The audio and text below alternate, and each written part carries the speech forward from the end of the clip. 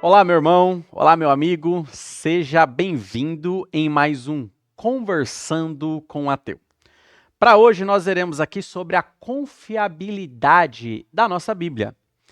Não sei se você já conversou com alguém e esta pessoa começou a colocar em dúvida a respeito da confiabilidade da Bíblia. Já conversou com alguém que ela começou a dizer e a questionar: a Bíblia que nós temos hoje já não é mais fiel aos originais. Elas não são fiéis, os registros que nós temos atuais sofreram muita mudança com o tempo. Alguns talvez já falaram isso, talvez você já se deparou com uma conversa desse sentido. Ah, você acha que a Bíblia não foi mudada? Em 2000 anos de história que nós temos aí, você acha que a Bíblia nunca foi modificada? Você acha que realmente o registro que nós temos hoje, esse registro atual, é idêntico aos registros originais? Idêntico com que aquilo que Moisés escreveu, com que aquilo que Isaías escreveu, com o que Paulo escreveu no primeiro século? Você acha que nada foi modificado? Não. Isso aí tudo já foi modificado, nós não podemos confiar literalmente na Bíblia, porque com o passar do tempo o homem mudou muita coisa. Outros vão dizer que a Igreja Católica ficou muito tempo como uma detentora da Bíblia. Então, ela trouxe muitas modificações com o passar do tempo. Por isso que ela não é confiável, porque ficou muito tempo no poder do clérigo. E aí alguns vão então colocar em dúvida a respeito da Bíblia que você tem em mãos nos dias de hoje. Quais são as suas respostas? O que você dirá para essas pessoas? Você simplesmente vai ficar sem respostas, sem argumentos para debater com uma crítica dessa? Para realmente combater essas críticas que aparecem muitas vezes atacando a sua fé e atacando a sua Bíblia? Você vai se calar e deixar que a pessoa simplesmente saia achando que de fato a Bíblia ela foi modificada, que nós não podemos mais confiar nela, que os registros foram alterados e que a Bíblia que nós temos atual não são idênticas aos originais? E aí, você tem argumentos para falar e debater e defender a sua fé e defender a Bíblia?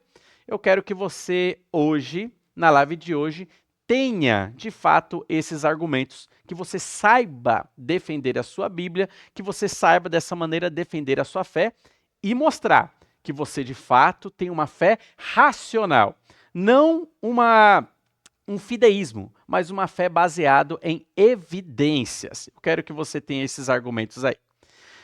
O primeiro argumento que eu gostaria de trazer para você, para que dessa maneira você saiba mostrar e provar absolutamente que a Bíblia não foi modificada, é o argumento da arqueologia bíblica.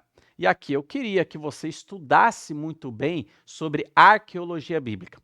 Eu quero mostrar aqui pelo menos dois achados arqueológicos que comprovam que a Bíblia não foi modificada e que a Bíblia que nós temos hoje, ela é fiel aos originais. O primeiro texto que eu quero ler com você está em Lucas capítulo 19, versículo 40, que traz para nós uma lição interessante, ou melhor dizendo, uma aplicação interessante para a nossa vida. Este texto está em Lucas 19, 40, que diz assim, Jesus falando, mas ele lhes respondeu, asseguro-vos que, se eles se calarem, as próprias pedras clamarão. Meus irmãos, nesse contexto aí, a liderança religiosa estava chegando-se a Jesus Cristo, dizendo para Jesus dizer para o público que estava aclamando a Jesus se calar. Oh, vocês não podem falar que Jesus é rei, não pode aclamar Jesus Cristo assim, dizendo Hosana, bendito que vem o nome do Senhor. E Jesus Cristo simplesmente disse, se eles se calarem, se Israel se calar, pode ter certeza que as pedras irão clamar. Meus irmãos, eu quero tirar esse texto trazendo uma aplicação para nós. A nação de Israel se calou. Hoje, a nação de Israel ela não é uma testemunha fiel a respeito de Cristo e da Bíblia. Inclusive, eles nem acreditam em Jesus Cristo. Mas eu quero dizer que as pedras começaram a clamar. Em que sentido? Os achados arqueológicos, as escavações que aconteceram no tempo e na história, começaram a mostrar para as pessoas evidências de que a Bíblia é a palavra de Deus. Por exemplo, você já ouviu falar dos pergaminhos do Mar Morto? Os pergaminhos do Mar Morto. Os pergaminhos do Mar Morto foi um achado arqueológico extremamente importante para o cristianismo, para o judaísmo, para mostrar por uma sociedade incrédula de que a Bíblia é a palavra de Deus, ela não foi adulterada. Como que aconteceu essa história dos pergaminhos, do achado arqueológico dos pergaminhos do Mar Morto? A história conta-se que um grupo de beduínos estava caminhando pelo deserto, pastoreando ali as suas cabras, suas ovelhas, até que parece que uma delas fugiu. E nessa fuga, um dos pastores, então, em busca dessa cabra, dessa ovelha perdida, adentrou a uma caverna. Quando ele entrou nessa caverna, ele achou ali dentro alguns vasos de barro. E quando ele abriu aqueles vasos de barro, contido dentro daqueles vasos havia alguns pergaminhos. E eles perceberam que aqueles pergaminhos eram antigos. Eles pegaram aqueles pergaminhos e levaram para os órgãos de competência. Aqueles pergaminhos foram parar nos órgãos de competência ali em Israel para ver o conteúdo daqueles pergaminhos e também fazer a datação, para ver de qual época se datam aqueles pergaminhos. Meus irmãos, o conteúdo daqueles pergaminhos é o conteúdo do Antigo Testamento. E eles perceberam que o Antigo Testamento estava ali naqueles pergaminhos, escondidos dentro de uma caverna, protegidos dentro de um jarro de barro. E eles perceberam que o conteúdo, então, era o Antigo Testamento. E dessa maneira também foram fazer a datação. Então, o estudo com carbono 14 e tudo mais, foram fazer a datação daquele material. E descobriram que aquele material se datava de 200 anos antes de Cristo. Olha só que antigo, 200 anos antes de Cristo. E olha só que interessante, e foram então fazer essa comparação. Pegaram essa Bíblia antiga, que o achado dela foi em 1947, grava isso, 1947 foi o achado destes pergaminhos, e aquele pergaminho se datava a 200 anos antes de Cristo, e continha ali o Antigo Testamento. E naquela época, muitas pessoas já criticavam a Bíblia, dizendo que ela tinha sido adulterada, que a gente não podia confiar nela. Então, beleza, agora nós temos uma Bíblia antiga, 200 anos antes de Cristo. Pegaram essa Bíblia antiga, os pergaminhos, e pegaram a Bíblia atual que nós temos e colocaram lado a lado e foram fazer a verificação para ver as diferenças notáveis que tinha entre elas. Meus irmãos, não foi achado nenhuma diferença significativa, nenhuma diferença que deturpasse o conteúdo doutrinário da Bíblia.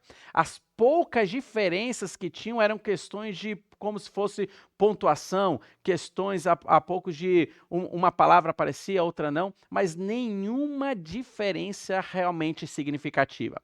Constatou-se que, dessa maneira, a Bíblia de 200 anos antes de Cristo era a mesma do que nós temos hoje em dia, o mesmo Antigo Testamento. Meus irmãos, este achado arqueológico dos pergaminhos do Mar Morto calou a boca dos críticos. Calou a boca daquelas pessoas que criticavam a palavra de Deus, dizendo de uma maneira veemente de que a palavra de Deus havia sido adulterada com o passar do tempo. Mas com esse achado descobriram que não, a Bíblia está intacta até hoje. Não foi mudada, não foi modificada. Nem com a Bíblia, como se diz na mão da Igreja Católica por muito tempo, ela não foi adulterada, ela não foi modificada.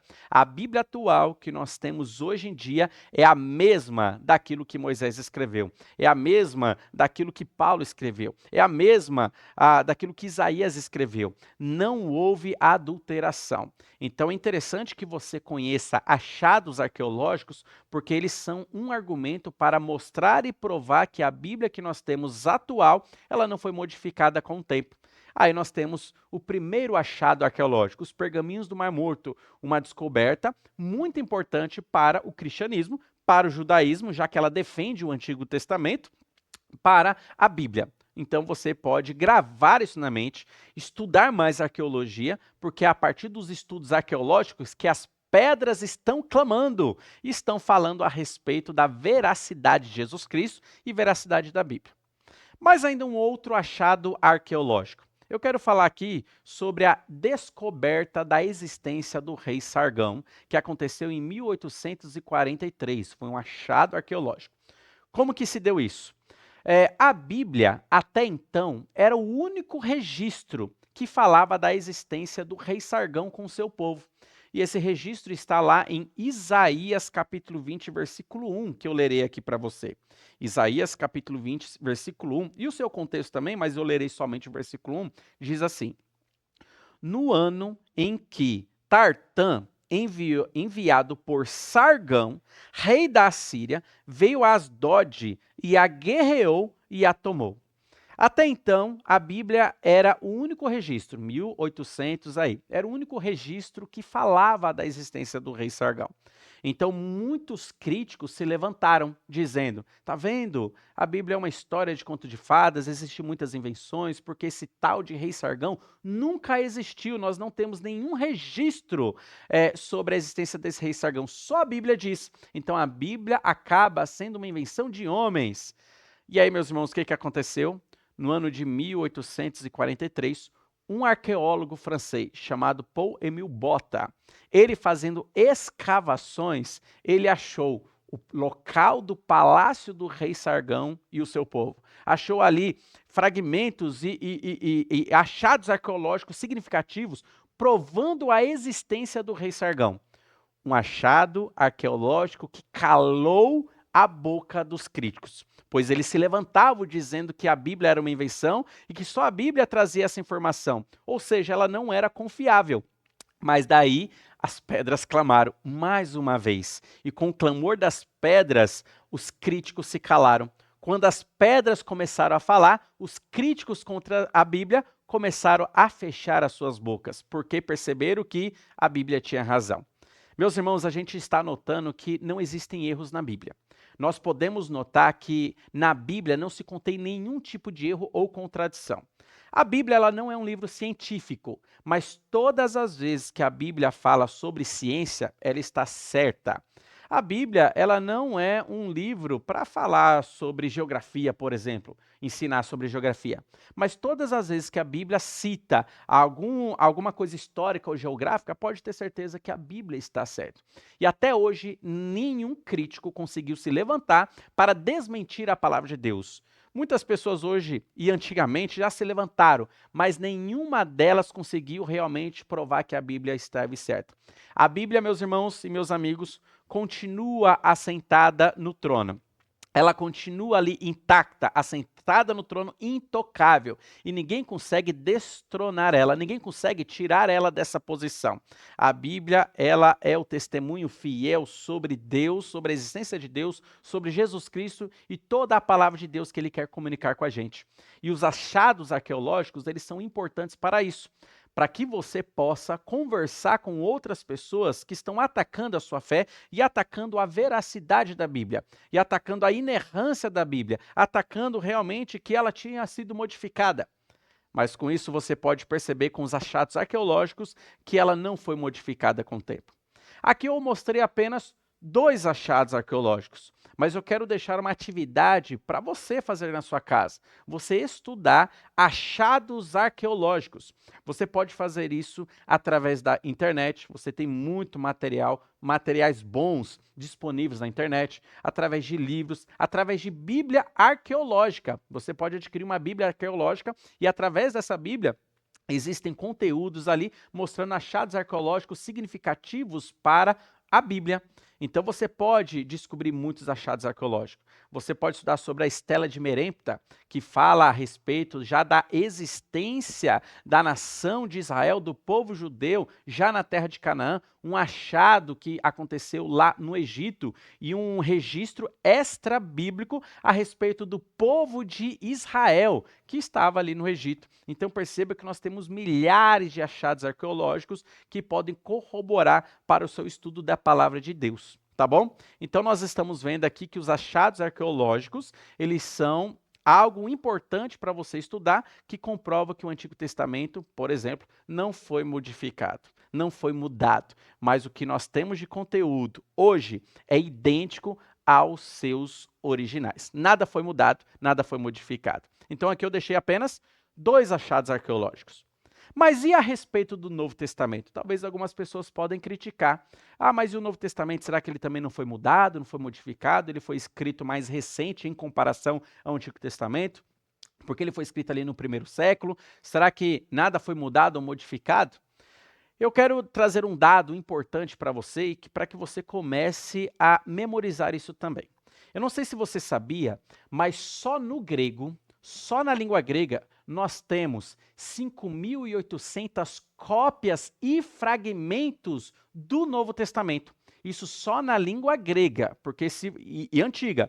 Porque se você pegar outras cópias de outras línguas antigas, este número ele sobe para 25 mil, aproximadamente. 25 mil cópias e fragmentos do Novo Testamento. Mas vamos ficar somente no grego. Grave isso aí, 5.800 cópias e fragmentos do Novo Testamento. Por que é importante você saber disso? Porque é interessante você saber que nós temos à nossa disposição 5.800 cópias e fragmentos. Eu quero dizer para você que essas cópias, elas são antigas e muitas delas, desses fragmentos e cópias, já datam desde o primeiro século. O que isso significa? Que a Bíblia estava sendo terminada de ser escrita, a tinta nem tinha se secado e já havia escribas e copiadores já registrando, copiando, tirando xerox da Bíblia, à mão. Já estavam fazendo. E nós já temos fragmentos e cópias que já datam desde o primeiro século, ou seja, junto à Bíblia. A Bíblia acabou de ser escrita e um xerox já foi tirado dela. Então hoje nós temos aí quantas? 5.800 cópias e fragmentos do Antigo Testamento. Por que isso é interessante?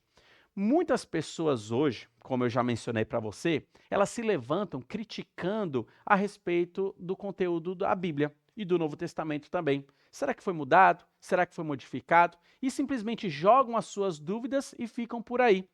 Mas ninguém leva em consideração que nós temos aí um número gigantesco de cópias a qual outro livro antigo não se compara. E já já eu quero mostrar aqui um quadro para você fazer essa comparação. Estas pessoas que criticam a Bíblia, elas nunca se levantam para criticar os registros que nós temos atuais, por exemplo, de Aristóteles. Ninguém duvida que o que nós temos hoje em dia, de fato, foi aquilo que Aristóteles escreveu. Ninguém fica se levantando, criticando os registros atuais sobre Aristóteles. Mas sobre a Bíblia, muitas pessoas criticam. Mas olha só uma coisa interessante. Aí na sua tela vai mostrar um quadro. E eu quero que você preste bem atenção neste quadro que está aparecendo na sua tela. Neste quadro que está aparecendo na sua tela aí, está mostrando nomes de autores que fizeram o seu registro. Vários autores aí. Então você pode ler aí César, Platão, Tácito, Plínio Jovem, Túcides, Desmóstenes, Aristóteles, Aristófanes, muitas pessoas antigas que fizeram seus registros. E olha só que interessante, na próxima coluna que você vai ver aí, você tem a datação de quando foi que eles escreveram os seus escritos originais. Vamos pegar alguns exemplos aqui, vamos pegar aqui César. Os registros de César datam-se de 100 a 44 a.C. Então o que ele escreveu foi nessa data aí. Vamos pegar um outro exemplo aqui, vamos pegar Plínio o Jovem, que aparece na sua tela. Plínio Jovem, a datação dos seus registros é de 61 a 113 depois de Cristo, né? Ali datando já do primeiro século. Um outro exemplo, vamos pegar aqui Aristóteles. Aristóteles, seu registro é de 384 a 322 a.C. Mas o que eu quero dizer para você? Que nenhum desses registros originais nós temos mais. Sumiu. Não se existe mais os registros originais. O que nós temos à nossa disposição? São apenas cópias. E na próxima coluna, aí, a coluna central do meio, você vai ver a cópia mais antiga que nós temos deles. Nós não temos mais os registros originais de Eurípides, de Cátulo, de Lucrécio, nada, nós não temos mais. O que nós temos à disposição são as cópias. E a cópia mais antiga, você percebe a distância enorme que essa cópia está do original. Por exemplo, vamos pegar aí de César. A cópia mais antiga que nós temos dos registros de César, elas datam-se de 900 anos depois de Cristo, na data de 900 depois de Cristo. Um outro exemplo aí, vamos pegar de Aristóteles. Aristóteles, a cópia mais antiga, ela data de 1100 depois de Cristo. Perceba aí o espaço de tempo muito grande. Na próxima coluna que você tem na sua tela, você vai ver um intervalo em anos do registro original destes homens para a cópia mais antiga. Vamos pegar alguns exemplos aí. A César, já que a gente tá na primeira coluna aí. César, do registro original para a cópia mais antiga disponível hoje, se passa um intervalo de 1000 anos. Meus irmãos, 1000 anos, olha só. Vamos pegar um outro exemplo. Túcides, do registro original de Túcides até a cópia mais antiga, passam-se um intervalo de 1300 anos. Vamos pegar um outro aqui, Aristóteles.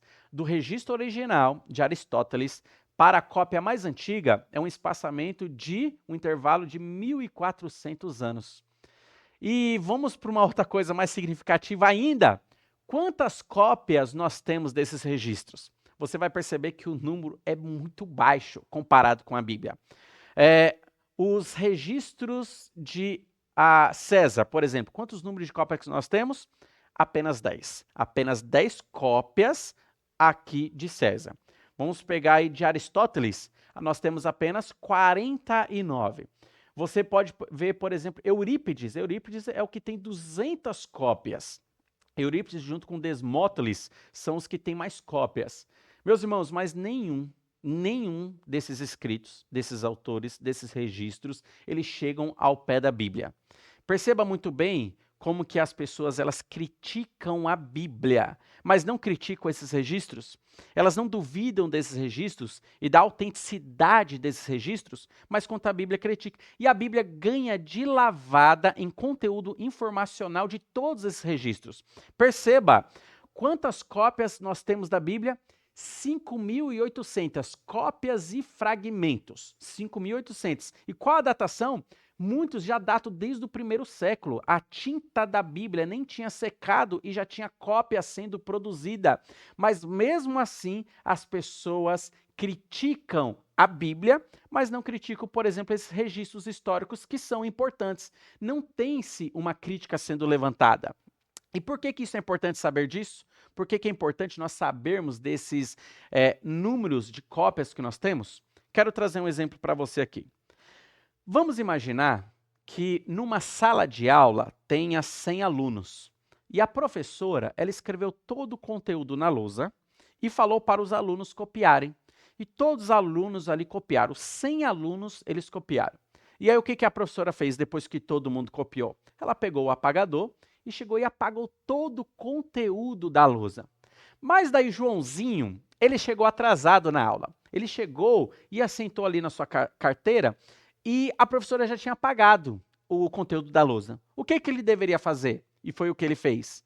Ele conversou com o colega e pegou o caderno do colega e falou, deixa eu copiar o que você copiou, porque eu perdi o registro da professora. E ele então copiou todo o conteúdo do seu colega. Mas daí surgiu uma luz vermelha na sua cabeça, uma dúvida. E ele ficou pensando, rapaz, esse conteúdo futuramente vai cair em prova. Será que o meu coleguinha aqui, ele copiou fielmente ao original, aquilo que a professora tinha escrito? Ele ficou com essa dúvida e ficou pensando, e se ele copiou errado? E se talvez ele pulou uma linha? E se ele modificou uma palavra? E se ele, na hora que estivesse copiando, talvez ele ficou com um pouco de sono, cambaleando, e não copiou direito, modificou palavra, pulando ali até textos grandes. E ele ficou com aquela dúvida. O que Joãozinho deveria fazer agora? O que você faria se estivesse no lugar de Joãozinho? Meus irmãos, você ou Joãozinho, ele tem agora 99 cópias que ele pudesse agora verificar. Ele poderia pegar o caderno de 99 alunos para verificar se o que o seu amigo copiou de fato estava correto, estava certo. Ele poderia verificar. Vamos supor que a cópia que ele pegou do seu amigo tivesse faltando uma linha. Como que ele iria descobrir que estivesse de fato faltando uma linha?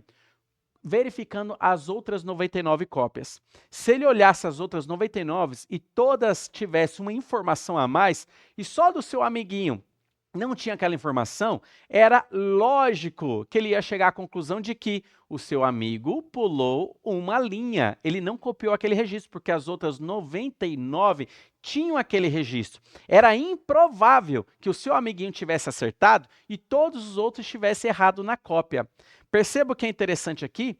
Joãozinho, quando chegou, ele perdeu o original. Ele perdeu o registro original que estava na lousa, então ele só tinha à sua disposição as cópias.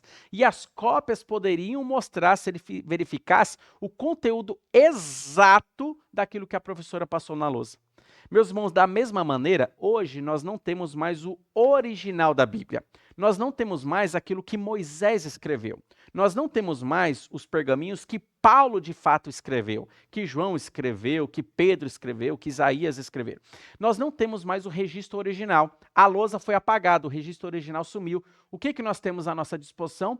Imensas cópias, um número grande de cópias. Perceba, 5.800 cópias e fragmentos só do Novo Testamento, isso só em grego, para não fazer feio contra os outros registros históricos. Só em grego, porque se fosse colocar em outras línguas antigas, esse número subiria para 25 mil. Perceba muito bem, se uma pessoa má intencional, com uma má fé, tentasse chegar a um desses registros que nós temos aí, 5.800, e tentasse modificar, o que você teria agora? Você teria 5.799 cópias apontando para aquela cópia dizendo, você está diferente, você foi adulterada. Perceba a importância de nós termos um número grande de cópias. Meus irmãos, o grande número de cópias e registros da Bíblia que nós temos é uma comprovação exata de que o que nós temos hoje é fiel aos originais. Porque quando você faz uma comparação de todas essas cópias, você tem o conteúdo original do Antigo e do Novo Testamento, sem nenhuma modificação. Você pode fazer esse estudo. Ou seja, o que a gente chega como conclusão? Que a Bíblia ela não foi modificada. Por isso que é interessante você saber disso. Lembre-se bem, os críticos não se levantam para duvidar dos escritos de César, de Aristóteles, de outras pessoas importantes na história. Ainda que nos seus registros já tenham sido perdidos, ainda que o número de cópias sejam bem inferiores da Bíblia, ainda que do original à cópia mais antiga você tem um espaçamento, um intervalo de tempo gigantesco, mas ninguém fica criticando ou levantando dúvidas. Mas por que da Bíblia levantam dúvidas? Porque aí tem uma crítica espiritual, aí tem um rancor muitas vezes espiritual. E a gente percebe que a Bíblia ganha de lavada de qualquer livro da face da terra, a Bíblia ganha de lavada. E através desses estudos científicos verificáveis, você pode perceber que a Bíblia não foi adulterada e ela não foi modificada.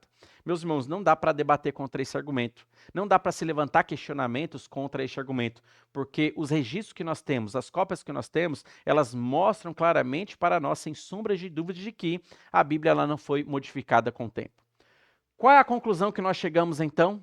A conclusão a respeito, quando nós verificamos sobre a Bíblia, a conclusão é a seguinte, que a Bíblia ela é divina. A Bíblia ela é divina. Outra, a Bíblia ela não foi adulterada com o tempo. Nós não temos modificações na Bíblia e hoje nós temos aí um registro fragmentado de fato dos originais. Não. A Bíblia atual é idêntica aos originais. Ainda que a professora apagou a lousa, ou o original se perdeu, você tem um conteúdo de cópias imenso que você pode fazer uma verificação e comprovar que a Bíblia ela não foi adulterada com o tempo. E para finalizar, saiba de que a Bíblia é palavra de Deus para você. Eu quero que, através desses estudos, você tenha argumentos para defender a sua Bíblia, para defender a sua fé, para mostrar que você tem uma fé racional e que você não está acreditando num livro que dá um tiro no escuro. Não, você tem razão para acreditar na Bíblia, você tem razão para acreditar na existência de Deus, você tem razão para acreditar na ressurreição, você tem razão para ser cristão. Nós continuaremos ainda com o nosso estudo, nós temos muitos argumentos, muita coisa ainda para ver dentro dessa série Conversando com o Ateu, mas até então, desde as lives passadas, dos estudos passados até hoje, nós ficamos verificando sobre a confiabilidade das Escrituras e da Bíblia. Vimos aqui com a maneira que a Bíblia foi formada e chegou a nós, já é uma prova da existência de Deus. Nós vimos também aqui a respeito do argumento das profecias. É improvável que um livro fizesse tantas profecias e acertasse tudo à risca. E a Bíblia faz isso, traz registros proféticos e tudo se cumpriu à risca. Qual a resposta disso? A resposta é Deus. Estamos vendo também hoje aqui sobre achados arqueológicos e sobre os registros de cópias que nós temos que trazem para nós a confiabilidade das escrituras, que elas não foram então dessa maneira modificada. Esteja aprendendo, esteja fortalecendo a sua fé através desses estudos e vamos continuar aí com o Conversando com o Ateu. Nos acompanhe, esteja aí conosco, faça perguntas, deixe o seu comentário para que nós possamos também estar acompanhando as dúvidas que você tem. Que Deus abençoe grandemente a sua vida e a vida de sua família.